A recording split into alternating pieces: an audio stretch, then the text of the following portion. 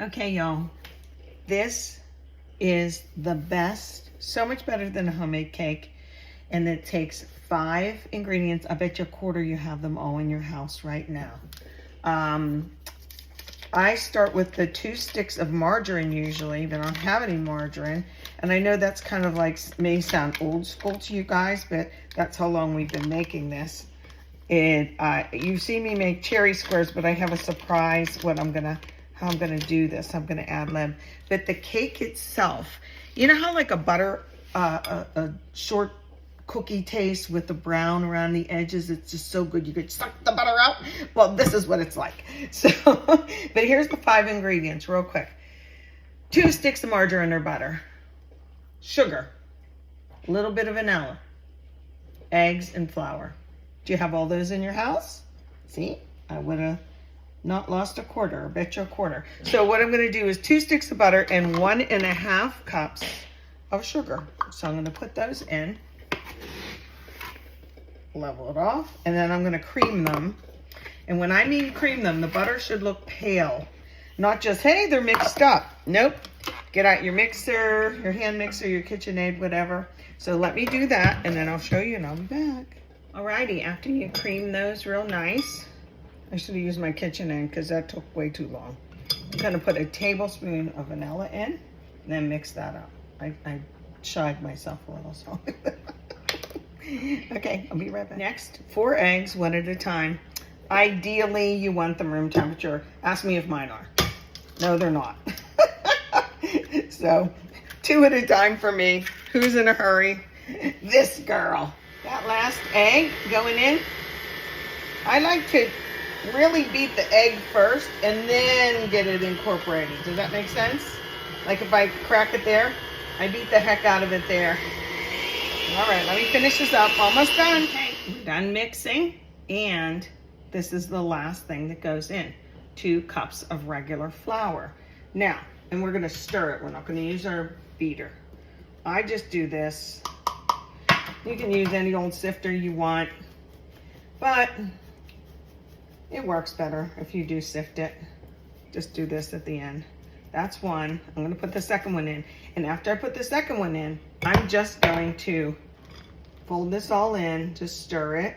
You don't have to be too gentle. Not an actual fold. An actual fold is like this and then flip, like this and then flip, like this and then flip.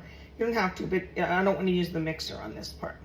It's like at the end of chocolate chips cookies. When you put those chips in, you should be stirring. You should be stirring the last ingredients instead of using your mixer. You can beat the heck out of and cream the first parts. But, you know, sometimes they get a little flat. There's lots of reasons that can happen.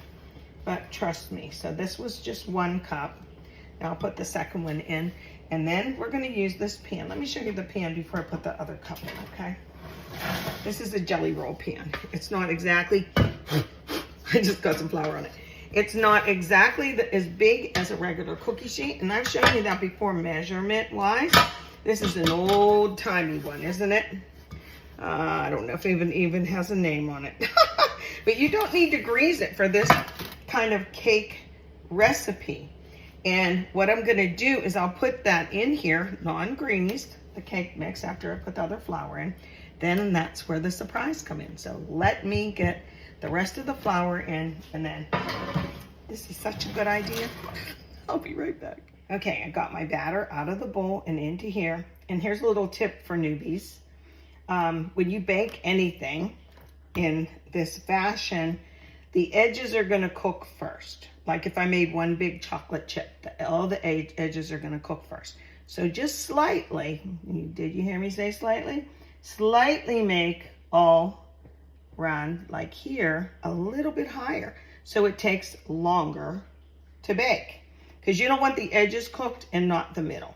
Does that make sense? And with this, make sure that you have everything in the corners. Now I'm gonna do something I've never done, just for y'all watching here. And instead of cherry, for my cherry squares, I don't have my thing to wipe this. Can I lick my finger? I'm not gonna do that. I'm using pineapple because the kids are coming over after church tomorrow, have a little lunch, and I'm gonna make a dessert. My daughter-in-law loves pineapple upside down cake.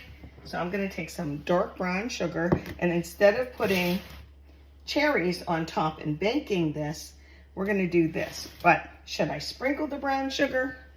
Yes, I think I will. I was gonna do this.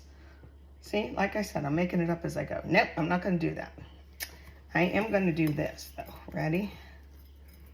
I'm gonna sprinkle it all on the top. Do you like pineapple upside down cake?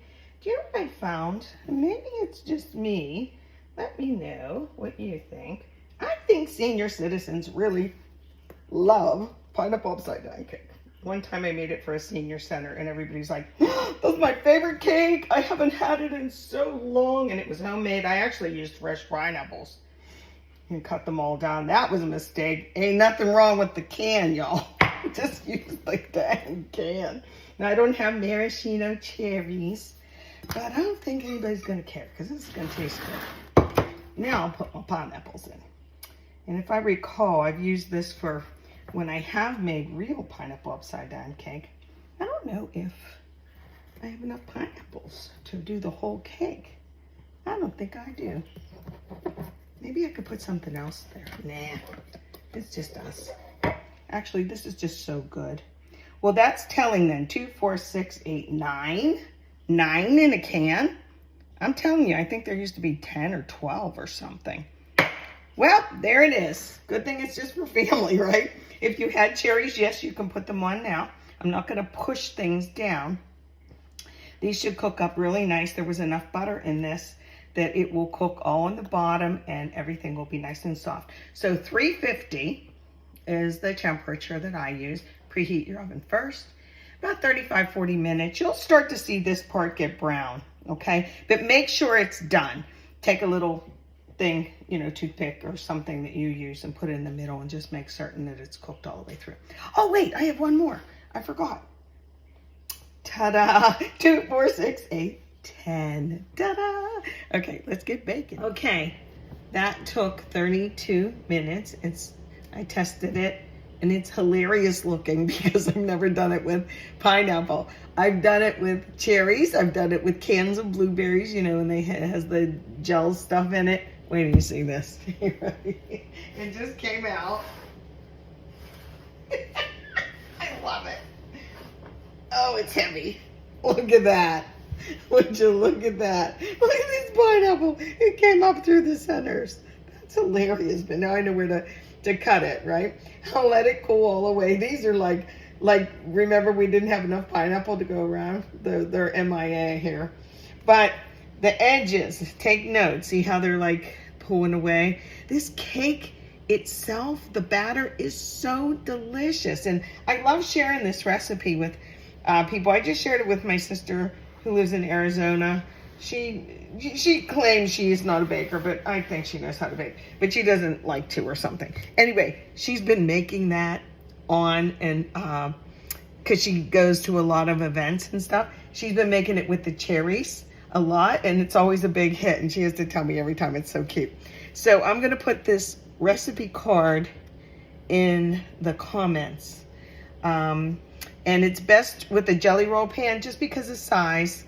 Sometimes if you put it in a cookie sheet, well, not sometimes. When you put it in a cookie sheet, the batter's too thin, okay? And I give a lot of little tips and tricks. I do have the cherry square recipe where I say about keep some out of the can after it's baked, because see how that sunk? Well, the cherries sink too. So you have enough goo and enough cherries to go around and make it look pretty. And then I'm gonna powder sugar that, cut them in so we have pineapple squares. And we're gonna have a little picnic tomorrow. So there's that. This should be good. It smells delicious.